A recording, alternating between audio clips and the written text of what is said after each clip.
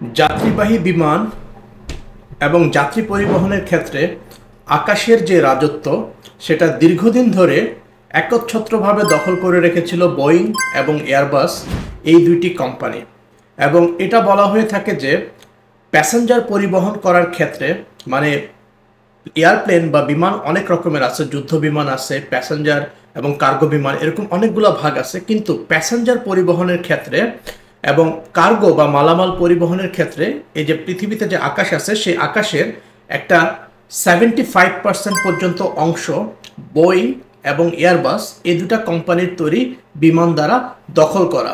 এছাড়া বাকি যে 25% আছে তার মধ্যে আছে অন্য কোম্পানি, যেমন ব্রাজিলের কোম্পানি এমব্রায়ার এবং ক্যানাডিয়ার কোম্পানি বোম্বার্ডিয়ার।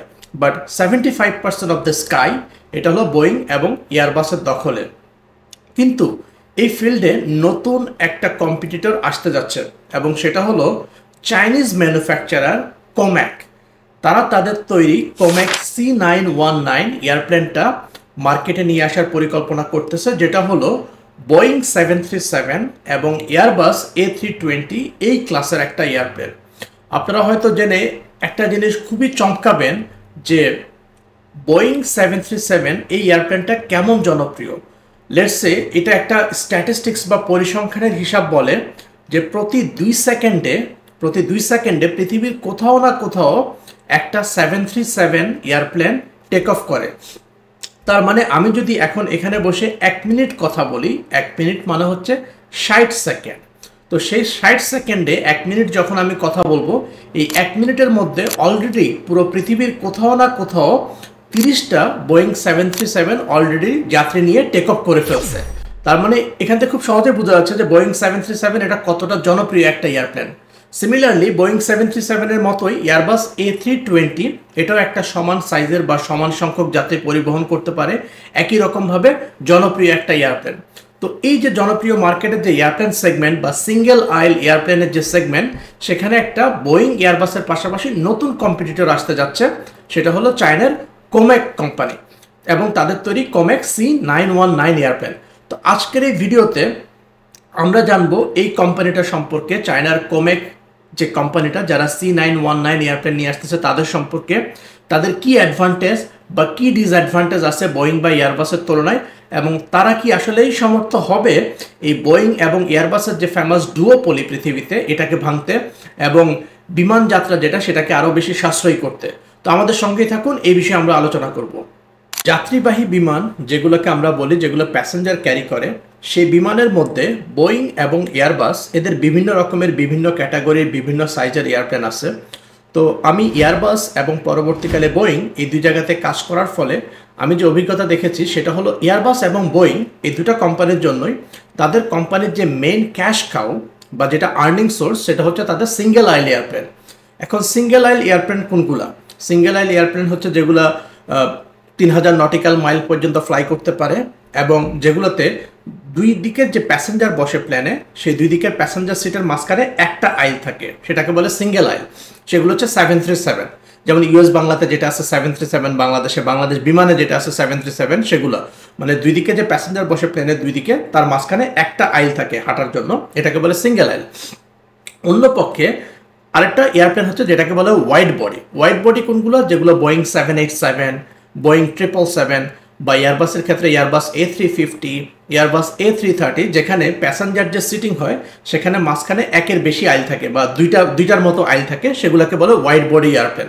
তো বোয়িং এবং এয়ারবাস তারা সিঙ্গেল আইল এবং ওয়াইড বডি দুই ধরনের এয়ারপ্লেনই বানায়, কিন্তু কোম্পানির যে মেইন আর্নিং সোর্স সেটা হচ্ছে দুই কোম্পানির ক্ষেত্রে হলো এই সিঙ্গেল আইল এয়ারপ্লেনগুলা।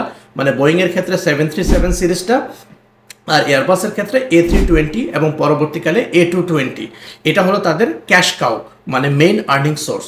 তো বোয়িং একটা স্ট্যাটিস্টিক্স করে 2022 সালে, সেম কাজটা এয়ারবাসও করে। তারা যেটা দেখতে পায় যে আগামী 20 থেকে 30 বছরে পুরো পৃথিবীতে টোটাল এয়ারপ্লেনের যে ডিমান্ড থাকবে তার 60 থেকে 80% ডিমান্ডই থাকবে মেইনলি সিঙ্গেল আইল এয়ারপ্লেনগুলার, যেগুলো 737, A320, A220 মানে এরকম সিঙ্গেল আইল যেখানে যাত্রীদের মাঝখানে একটা আইল থাকে চলার জন্য, এই প্লেনগুলোর ডিমান্ড থাকবে সবচাইতে বেশি। এখন আমি আগেই বলেছি পুরো পৃথিবীর যে যাত্রীবাহী প্লেন যেগুলো আছে সেখানে যে ডমিনেন্স, সেখানে 75% থেকে শতকরা 90% পর্যন্ত ডমিনেন্স বা মার্কেট দখল হচ্ছে বোয়িং এবং এয়ারবাস এই দুইটা কোম্পানির। অন্য যে ছোট কোম্পানিগুলো আমি বলেছি এমব্রায়ার বা বম্বার্ডিয়ার, তাদেরও কিছুটা শেয়ার আছে, কিন্তু বোয়িং বা এয়ারবাসের ডুওপলির তুলনায় এটা কিছুই না। কিন্তু এই দুইটা কোম্পানির দিকে যদি আমরা তাকাই, বোয়িং হচ্ছে mainly American multinational aerospace company, আর এয়ারবাস হচ্ছে ইউরোপিয়ান ইউনিয়নের মাল্টিন্যাশনাল এরোস্পেস কোম্পানি। বিভিন্ন ইউরোপিয়ান দেশ মিলে এই কোম্পানিটা তৈরি করছে। তো এই দুইটা কোম্পানির হাতে পৃথিবীর যে যাত্রীবাহী প্লেনের যে বাজার বা কার্গো প্লেনের যে বাজার, সেটার 75 থেকে 90% তাদের হাতে। কিন্তু আমরা যদি টোটাল ভলিউম দেখি, মানে যে পরিমাণ প্যাসেঞ্জার ক্যারি করা হয় ওয়ার্ল্ডে, সেই প্যাসেঞ্জার ক্যারিং ক্যাপাসিটির মধ্যে চায়না কিন্তু দ্বিতীয় নম্বরে, মানে 2 নম্বর পজিশনে। তার মানে চায়নাতে যে পরিমাণ যাত্রী বছরে পরিবহন করা হয় সেটা সংখ্যার দিক থেকে, ভলিউমের দিক থেকে পুরো পৃথিবীতে দ্বিতীয়। কিন্তু আনফর্চুনেটলি চায়না তাদের কোনো নিজেদের এয়ারপ্লেন ম্যানুফ্যাকচারিং কোম্পানি নেই যারা প্যাসেঞ্জার এয়ারপ্লেন তৈরি করতে পারে। তো এই বিষয়টাকে মাথায় রেখে চাইনিজ গভর্নমেন্ট তারা দেখলো যে তারা এত পরিমাণ প্যাসেঞ্জার ক্যারি করে, কিন্তু তাদের নিজেদের কোনো যাত্রীবাহী প্লেন কোম্পানি নেই। যেখানে আপনারা জানেন যে চায়না বলতে গেলে পৃথিবীর সব প্রোডাক্টই তৈরি করে, ওটাকে বলা হয় industry house of the whole world, কিন্তু তাদের নিজেদের কোনো যাত্রীবাহী প্লেন নেই। তো এই জিনিসটাকে ওভারকাম করার জন্য, এই শর্টকামিংসটাকে বা যে বাণিজ্য ঘাটতিটা আছে পুরো পৃথিবীর সাথে, এই বাণিজ্য ঘাটতিটাকে দূর করার জন্য চায়না প্রথমে পদক্ষেপ নেয়, চায়না সরকার, যে তারা নিজেরাই নিজেদের জন্য একটা প্লেন কোম্পানি যারা তৈরি করবে, যারা এরকম এয়ারপ্লেন তৈরি করতে পারবে। যেহেতু চায়নাতে হিউজ সংখ্যক মানুষ ফ্লাই করে এবং সংখ্যার দিক থেকে সেটা ওয়ার্ল্ডের সেকেন্ড। তো এই লক্ষ্যটাকে, এই মোটিভটাকে সামনে রেখে মূলত এই কোমেক কোম্পানিটা প্রতিষ্ঠা করা হয়। কোমেক এই কোম্পানিটা প্রতিষ্ঠা হয় 2008 সালে সরাসরিভাবে চায়না সরকারের পৃষ্ঠপোষকতায়। এবং কোমেক, যেটা হচ্ছে COMAC, এটার পূর্ণরূপ হচ্ছে commercial airplane corporation of China. এবং আমি আগেই আলোচনায় বলেছি যে প্যাসেঞ্জার পরিবহনের ক্ষেত্রে যে কমার্শিয়াল এয়ারপ্লেন, সেখানে হট কেক হচ্ছে সিঙ্গেল আইল এয়ারপ্লেন।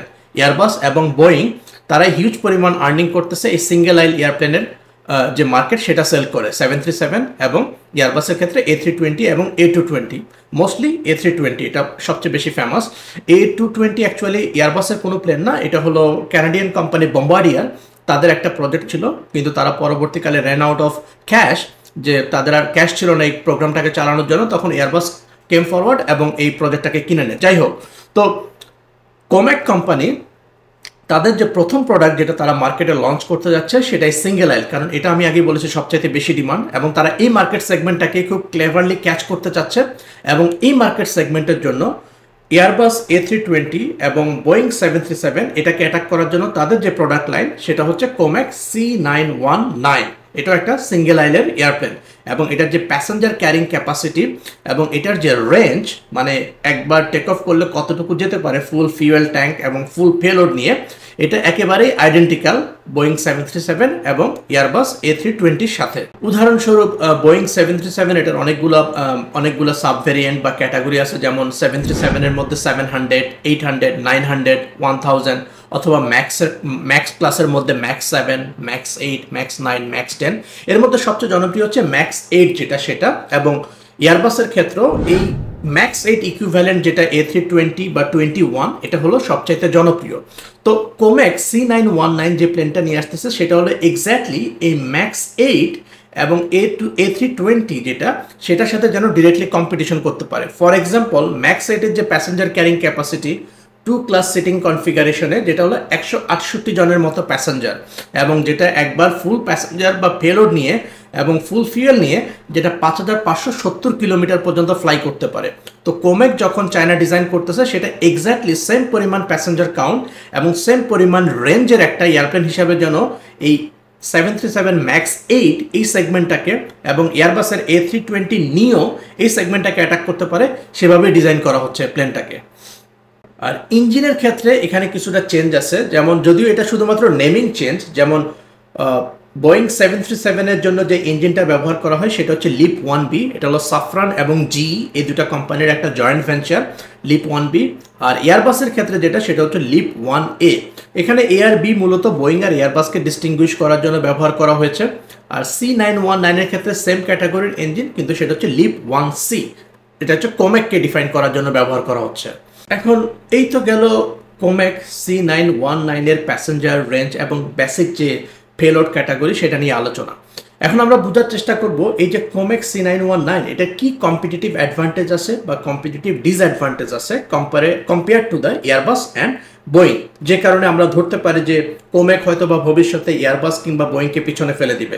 এটা কি অ্যাডভান্টেজ বা কি ডিসঅ্যাডভান্টেজ আছে সেটা নিয়ে আমরা এখন একটু আলোকপাত করব। তো অ্যাডভান্টেজের কথা বা সুবিধার কথা যদি বলতে চাই, প্রথমে যেটা বলতে পারি যে চীনের যে সস্তা প্রযুক্তি, এটা হলো সবচাইতে বড় অ্যাডভান্টেজ।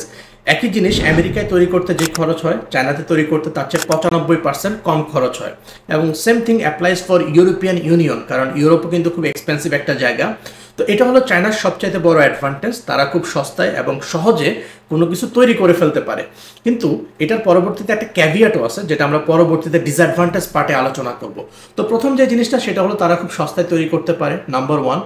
নাম্বার টু যে জিনিসটা হলো চায়না গভর্নমেন্ট ডিরেক্টলি এই প্রজেক্টটাকে ফান্ড করতেছে, মানে এই যে কোমেক কোম্পানি এবং কোমেকের যে C919 প্রজেক্ট এটাকে ডিরেক্টলি চায়না গভর্নমেন্ট ফান্ড করতেছে। এবং আপনারা জানেন যে ট্রেড যুদ্ধে চায়না কিন্তু অন্য যে কোনো দেশের চাইতে, ইভেন আমেরিকার চাইতেও বর্তমানে অনেক বেশি আগানো, কারণ তাদের কাছে হাতে অনেক টাকা আছে, যে কারণে পৃথিবীর অনেক দেশকে তারা কিন্তু অকাতরে দান করতেছে, তার মধ্যে বাংলাদেশও একটা। তো চায়নার গভর্নমেন্ট যেহেতু এখানে ডিরেক্টলি টাকা বিনিয়োগ করতেছে সেহেতু তাদের আসলে ফান্ডিংয়ের কোনো অভাব নাই, এটা একটা বড় অ্যাডভান্টেজ। এবং চাইনিজ যে এয়ারলাইন্সগুলো আছে সেগুলোকে অলরেডি চায়না গভর্নমেন্ট বলে দিছে বোয়িং এবং এয়ারবাসের যে ভবিষ্যৎ অর্ডারগুলো আছে সেগুলো করার ক্ষেত্রে যেন কোমেকের যে C919 এই এয়ারপ্লেনটাকে টপ প্রায়োরিটিতে রাখা হয়। এটাই বোঝাচ্ছে যে কোনো এয়ারলাইন্সগুলো যখন তাদের এয়ারপ্লেনের অর্ডার করে তারা সাধারণত 10 থেকে 20 বছর এই টাইম ফ্রেম চিন্তা করে অর্ডার করে, কারণ গাড়ি কেনার মতো কিন্তু এয়ারপ্লেন কেনা যায় না যে গাড়ি কিনতে যেমন আমরা একটা শোরুমে গেলাম গাড়ি পছন্দ করে কিনে নিয়ে চলে আসলাম, এয়ারপ্লেন কিন্তু এভাবে আসলে বিক্রি হয় না। এটা একটু ইন্টারেস্টিং আলোচনা আমি করে রাখি এখানে। এয়ারপ্লেন কেনার ক্ষেত্রে যেটা হয়, আপনার যদি এয়ারপ্লেন দরকার হয় সেটা সাধারণত কোম্পানিগুলো বা এয়ারলাইন্সগুলো 10 থেকে 15 বছর আগে এখনকার হিসাবে, অথবা হাই যেটা 5 বছর আগে অর্ডার দিয়ে রাখে। তো এয়ারপ্লেন কোম্পানি বা এয়ারলাইন্স যখন কোনো একটা এয়ারপ্লেন ম্যানুফ্যাকচারিং কোম্পানি বোয়িং বা এয়ারবাসকে এয়ারপ্লেনের অর্ডার করে, অর্ডার করার সময় তারা মোট যে এয়ারপ্লেনের দাম তার মাত্র 1% পরিশোধ করে। এটা এই জন্য করে যে যেন বোয়িং বা এয়ারবাস বুঝতে পারে যে না ঠিক আছে এরা একটা লেজিটিমেট কাস্টমার বা সিরিয়াস কাস্টমার, তখন ওই 1% টাকা বোয়িং বা এয়ারবাস নিয়ে এয়ারপ্লেনটা তৈরি করা শুরু করে। এয়ারপ্লেনের যে বাকি 99 থেকে 90% যে টাকাটা বাকি থাকে সেটা তারা পায় যখন বোয়িং বা এয়ারবাস সেই এয়ারপ্লেনটাকে ওই এয়ারলাইন্সের কাছে ডেলিভারি দেয় তখন। তো সেই জন্য চাইনিজ যে গভর্নমেন্ট তারা এই চায়নার যে এয়ারলাইন্সগুলো, যেহেতু আমি আগেই বলেছি চায়না হচ্ছে প্যাসেঞ্জার ক্যারিংয়ের ক্ষেত্রে ওয়ার্ল্ডের সেকেন্ড লার্জেস্ট কান্ট্রি, মানে হিউজ প্যাসেঞ্জার চায়নাতে প্লেনে ফ্লাই করে। তো চাইনিজ গভর্নমেন্ট বলে দিছে চাইনিজ এয়ারলাইন্সগুলোকে, চায়না সাউদার্ন, চায়না ইস্টার্ন এসব এয়ারলাইন্সগুলোকে বলে দিছে যে তোমরা যখন ভবিষ্যতের জন্য প্লেন অর্ডারের পরিকল্পনা করবা তখন অবশ্যই বোয়িং বা এয়ারবাসের চেয়ে তোমরা কোমেককে বেশি প্রাধান্য দিবা। তাহলে কি হবে, তারা গভর্নমেন্টের যে ইনসেন্টিভগুলো আছে ট্যাক্স ডিডাকশন বা গভর্নমেন্ট ইনসেন্টিভ, গভর্নমেন্ট যে ভর্তুকি দেয়া, এই জিনিসগুলো সুবিধা পাবে। তো স্বাভাবিকভাবে এয়ারলাইন্সগুলো চাইবে সেই প্লেনগুলোই কিনতে যেগুলো কিনলে গভর্নমেন্ট ট্যাক্স বেনিফিট দিবে বা যেগুলোর দাম কম পড়বে সেগুলোর দিকে যেতে। তো এভাবে চায়না গভর্নমেন্ট আর্টিফিশিয়ালি চায়নার এয়ারলাইন্সগুলোকে ইনফ্লুয়েন্স করতেছে তারা যেন বোয়িং বা এয়ারবাসের পরিবর্তে কোমেকের এয়ারপ্লেন কিনে, যেটাও কোমেকের জন্য একটা বিশাল অ্যাডভান্টেজ, কারণ চায়নাতে আছে একটা বিশাল বাজার।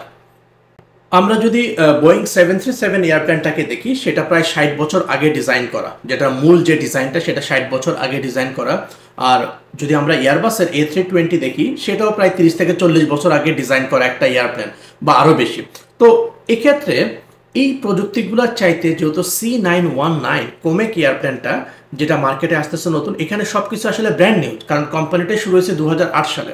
তো উন্নত ধরনের এভিয়নিক্স থাকা এবং উন্নত ধরনের সিটিং কনফিগারেশন এবং যেগুলো নন ফ্লাইট ক্রিটিক্যাল ইকুইপমেন্ট যেগুলো, সেগুলো অনেক বেশি আপগ্রেড হওয়াটা খুবই স্বাভাবিক এই বোয়িং 737 এবং A320 তুলনায়। যেমন সিটের কোয়ালিটি, যেগুলো ক্রিটিক্যাল ফ্লাইট ইকুইপমেন্ট না, বাট প্যাসেঞ্জার লোপাতে প্যাসেঞ্জার অ্যাকোমোডেশনের জন্য বা প্যাসেঞ্জারের সিটিং কমফোর্টেবল কন্ডিশন তৈরি করার জন্য বা ভিতরে যে ব্রিদিং সিস্টেম আছে, শ্বাস প্রশ্বাসের যে ব্যবস্থাটা, এয়ার কন্ডিশন, হিটিং, তো এই জিনিসগুলো ডেফিনেটলি কোমেকের ক্ষেত্রে ওই বোয়িং বা A320 তুলনায় আপগ্রেডেড থাকবে। স্পেশালি এভিয়নিক্সের দিকে যদি তাকাই আমরা, সেটা আপগ্রেডেড হওয়াটা খুবই স্বাভাবিক, কারণ এটা হচ্ছে একটা লেটেস্ট ডেভেলপমেন্ট। তো এদিক থেকেও কোমেক বোয়িং বা এয়ারবাসের তুলনায় অনেক বেশি অ্যাডভান্স।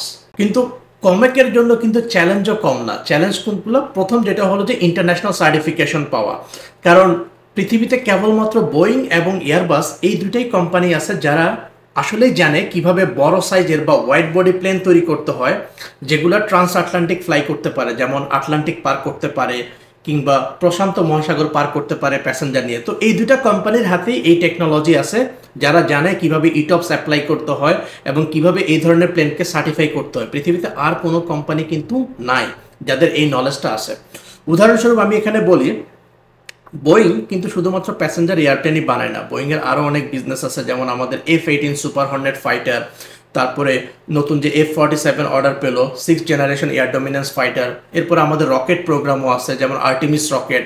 এছাড়া আপনারা হয়তো জানেন না, ইন্টারন্যাশনাল স্পেস স্টেশন যেটা কয়েক বছর মানে কয়েক দশক আগেই স্পেসে পাঠানো হয়, সেটা যখন তৈরি করা হয় এটা কিন্তু প্রাইম ডিজাইনার এবং প্রাইম কন্ট্রাক্টর ছিল ইউএস গভর্নমেন্টের বোয়িং, মানে বোয়িংই এটা ডিজাইন করে। তো স্পেস যে মার্কেট সেখানেও কিন্তু বোয়িংয়ের অনেক ডমিনেন্স আছে। তো আমাদের কলিগরা ইন্টারনালি কিন্তু সুইচ করে, যেমন স্পেস প্রোগ্রাম থেকে কমার্শিয়াল এয়ারপ্লেন প্রোগ্রামে আসে বা প্যাসেঞ্জার কমার্শিয়াল এয়ারপ্লেন থেকে মাঝে মাঝে ডিফেন্স প্রোগ্রামে যায়। তো তাদের সাথে যখন মিটিং হয় আমি শুনি যে একটা প্যাসেঞ্জার এয়ারপ্লেন বোয়িং 737 যে কোনো একটা রকেটের তুলনায় কম করে 10 গুণ বেশি কমপ্লেক্স মেশিন। এটা কিন্তু আমরা বুঝি না, আমরা মনে করি রকেট কমপ্লেক্স, আসলে তা না। একটা বোয়িং 737 একটা রকেটের তুলনায় কম করে 10 গুণ complex machine. Similar thing goes for the 87 এবং 777, এগুলো যেগুলো হোয়াইট বডি এয়ারপ্লেন, এগুলো একটা রকেটের তুলনায়, অ্যাডভান্স রকেটের তুলনায় কম করে 100 গুণ পর্যন্ত বেশি কমপ্লেক্স মেশিন।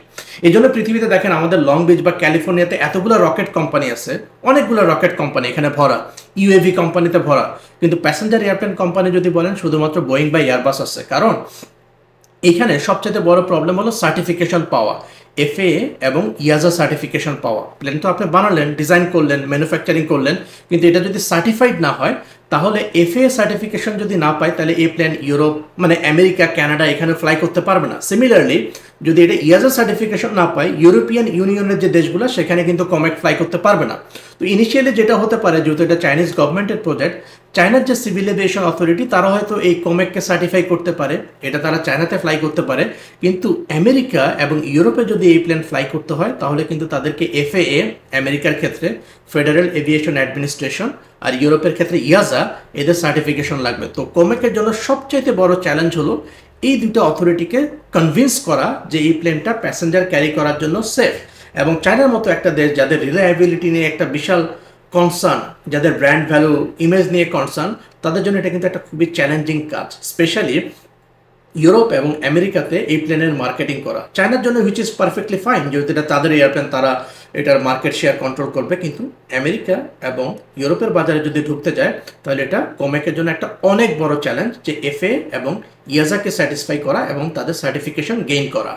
দ্বিতীয় যে জিনিসটা আমরা চায়নার জন্য খেয়াল করি, যে চায়না সবসময় মানে যে কোনো ম্যানুফ্যাকচারিং বা কোনো একটা কিছু তৈরি করতে পারে খুব সস্তায়, কিন্তু এয়ারপ্লেন কিন্তু সস্তায় তৈরি করার জিনিস না। এখানে প্যাসেঞ্জার তাদের জীবন মরণের ব্যাপার রিলেটেড থাকে। তো চায়নার যে ব্র্যান্ড রেপুটেশন পুরো পৃথিবী জুড়ে, এটা সবাই জানে চায়না অনেক সস্তায় তৈরি করতে পারে, কিন্তু রিলায়েবিলিটির ক্ষেত্রে চায়না কিন্তু ইউরোপিয়ান দেশগুলো বা আমেরিকার দেশগুলোর মতো এরকম সলিড ম্যানুফ্যাকচারিং যে রেপুটেশনটা সেটা হয়তো বা গেইন করতে পারে না।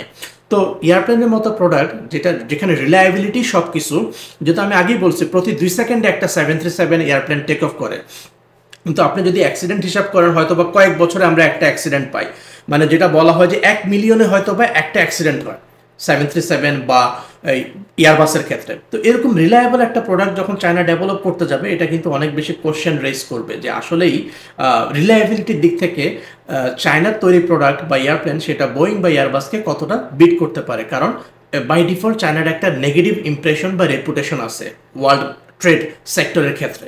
তবে এই মুহূর্তে যেটা আমি বিশ্বাস করি অ্যাজ অ্যান এরোস্পেস ইঞ্জিনিয়ার, চায়নার জন্য সবচাইতে বড় যে চ্যালেঞ্জ সেটা হলো যে গ্লোবাল সাপ্লাই চেন। ওভারঅল আমরা যদি কোভিডের আগে দেখি এবং কোভিডের পরে দেখি, এয়ারপ্লেনের ডিমান্ড কিন্তু অনেক বেশি বেড়ে গেছে, স্পেশালি সিঙ্গেল আইল এয়ারপ্লেন। কিন্তু তারপরও এয়ারলাইন্সগুলো এত এয়ারপ্লেন চাচ্ছে, কিন্তু বোয়িং বা এয়ারবাস ডেলিভারি করতে পারতেছে না। কারণ বোয়িং বা এয়ারবাস ইটসেলফ তারা অনেকগুলো গ্লোবাল সাপ্লাই চেনের উপর নির্ভর করে। যেমন আমরা এয়ারপ্লেন ডিজাইন করি, আমরা কিন্তু airplane designer as a Boeing engineer, we design the airplane এবং উই অ্যাসেম্বল দ্য এয়ারপ্লেন, কিন্তু এই মাঝখানের যত প্রসেস এগুলো কিন্তু সবগুলো গ্লোবাল সাপ্লাই চেনের উপর নির্ভর করে। ফর এক্সাম্পল, আমরা কিন্তু বোয়িংয়ের জন্য সিট বানাই না, প্যাসেঞ্জারদের জন্য সিট বানায় না, কারণ Boeing shouldn't pay thousands of dollar to aerospace engineer এই যে সিট বানানোর জন্য। এটা তৈরি করা হচ্ছে আদার কোম্পানি, যেমন সাফরান, জোডিয়াক, এরা তৈরি করে আমাদের জন্য। এরা সিটগুলো তৈরি করে আমাদের কাছে পাঠায়, আমাদের মেকানিকরা সেগুলো ইনস্টল করে। তো এনিওয়ে, এটা জাস্ট বোঝার জন্য বললাম। Same thing goes for Airbus. I saw the same thing when I work for Airbus. তো এই যে জিনিসটা গ্লোবাল সাপ্লাই চেন, এটার উপর নির্ভর করে হলো এয়ারপ্লেন তৈরি করাটা। তো যদিও চায়না কোমেক কোম্পানি সেই C919 এয়ারপ্লেনটা ডিজাইন করতেছে, কিন্তু এটার যে অনেক আনুষঙ্গিক পার্টস, এত এত কিছু, এগুলো সব কিছু কিন্তু আসলে গ্লোবাল সাপ্লাই চেন থেকে আসতেছে। মোস্ট ইম্পর্টেন্টলি যেটা, সেটা হলো ইঞ্জিন। এয়ারপ্লেনের যে মানে এক্সপেন্সিভ, একটা সবচেয়ে expensive thing of the airplane, সেটা হচ্ছে ইঞ্জিন। তো ইঞ্জিন যে লিপ 1C ইঞ্জিনটা যেটা কোমেক ব্যবহার করতেছে, সেটা কিন্তু চায়নাতে তৈরি না, সেটা হচ্ছে সাফরান এবং জি, এই দুইটা কোম্পানির জয়েন্ট ভেঞ্চার, যেটা মেনলি আমেরিকাতে তৈরি হচ্ছে, বা কিছু ডমিনেন্স, কিছু পার্ট যেটার জন্য তারা ইউরোপের ওপরও নির্ভর করে, বা ইউরোপেরও কিছুটা শেয়ার আছে, কিন্তু মেনলি আমেরিকাতে জি এবং সাফরানের। তো এখন এই যে কোমেকের যে ইঞ্জিনটা, সেটা যখন তারা চাইবে তাদের এয়ারপ্লেনে ইনস্টল করতে, সেটা কিন্তু আমেরিকা বা ইউরোপের সহায়তা নিয়েই তাদের কাছে যেতে হবে। তো এক্ষেত্রে আমেরিকা এবং ইউরোপ তাদেরকে কতটা সহযোগিতা করতেছে তার উপরও কিন্তু এই কোমেকের যে এয়ারপ্লেন C919 এটা সাকসেস অনেকটাই নির্ভর করতেছে। কারণ ইঞ্জিন ছাড়া তো আর এয়ারপ্লেন ফ্লাই করতে পারবে না, তাই না? আর এয়ারপ্লেন ইঞ্জিনও এয়ারপ্লেনের মতোই, যেমন পৃথিবীতে যেমন বোয়িং বা এয়ারবাসই কেবলমাত্র যাত্রীবাহী প্যাসেঞ্জার প্লেন তৈরি করতে পারে, যেগুলো ট্রান্স আটলান্টিক ফ্লাই করতে পারে বা ট্রান্স প্যাসিফিক ফ্লাই করতে পারে। সিমিলারলি এই ইঞ্জিন বানানোর ক্ষেত্রে হাতে গোনা মাত্র কয়েকটা কোম্পানি আছে, যেমন আমেরিকাতে আছে জিই, কানাডাতে আসে হলো যে প্র্যাট অ্যান্ড হুইটনি, যেটার একটা মেজর অংশ কিন্তু আমেরিকাতে থেকে ডিল করে, তারপরে ইউরোপে আসে হলো রোলস রয়েস। তো হাতে গোনা কয়েকটা কোম্পানি কিন্তু ইঞ্জিন তৈরি করতে পারে। চায়না কিন্তু এখনও নিজেরা এয়ারপ্লেনের ইঞ্জিন তৈরি করতে পারে না। তো ইঞ্জিনের জন্য তাদেরকে কিন্তু ইউরোপ, আমেরিকার উপরে নির্ভর করতে হবে। আর এখানে আরেকটা ইন্টারেস্টিং থিং, আমেরিকাতে খুব ইম্পর্ট্যান্ট একটা রেগুলেশনস আছে, যেটা হলো আইটার রেগুলেশনস। সো আইটার রেগুলেশনস ফলো করতে গিয়ে এই যে আমেরিকান ইঞ্জিন কোম্পানি আছে, তাদেরকে একটা নিয়ম ফলো করতে হবে। যেমন তারা যে ইঞ্জিনটা আমেরিকান এয়ারপ্লেন কোম্পানি বোয়িং এবং ইউরোপিয়ান এয়ারপ্লেন কোম্পানি এয়ারবাসকে দেয়, সেম ইঞ্জিন কিন্তু তারা চায়নাকে দিতে পারবে না। কারণ সেক্ষেত্রে আমেরিকার যে লেটেস্ট টেকনোলজিটা আছে ইঞ্জিন প্রযুক্তিতে, সেটা চায়নাতে ট্রান্সফার হয়ে যাওয়ার একটা সুযোগ আছে।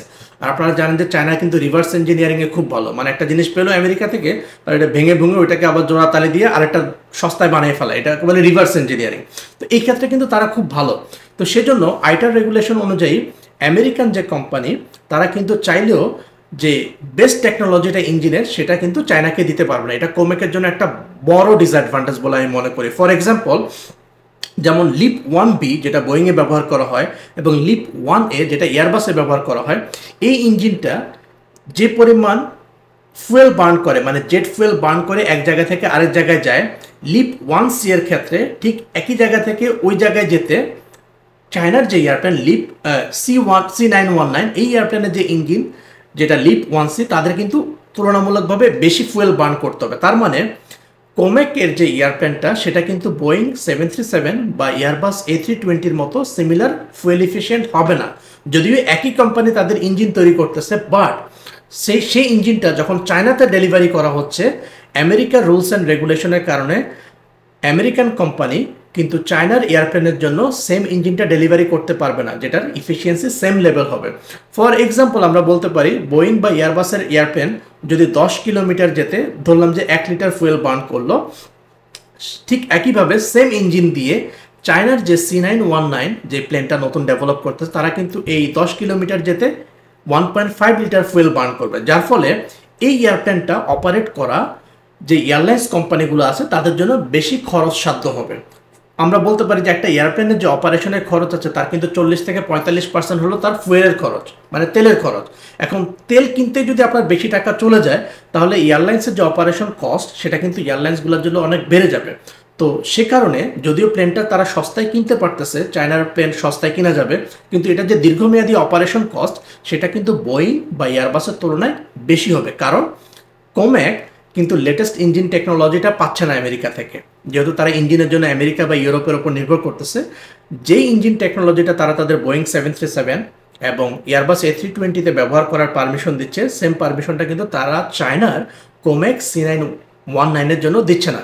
কাজে চায়না যতদিন না তাদের নিজেদের এয়ারপ্লেন ইঞ্জিন তৈরি করতে পারতেছে, তার আগ পর্যন্ত তারা যতদিন এই ইউরোপ এবং আমেরিকার উপর নির্ভর করতেছে, ততদিন কম্পিটিটিভ অ্যাডভান্টেজের ক্ষেত্রে কিন্তু কোমেকের যে এয়ারপ্লেন ইঞ্জিন পারফরমেন্স বা ফুয়েল বার্ন পারফরমেন্স এফিসিয়েন্সির ক্ষেত্রে সেটা কিন্তু বোয়িং 737 বা A320 তুলনায় পিছিয়ে থাকবে। তো এটা একটা মেজর ডিসঅ্যাডভান্টেজ বলে আমি মনে করি কোমেকের জন্য।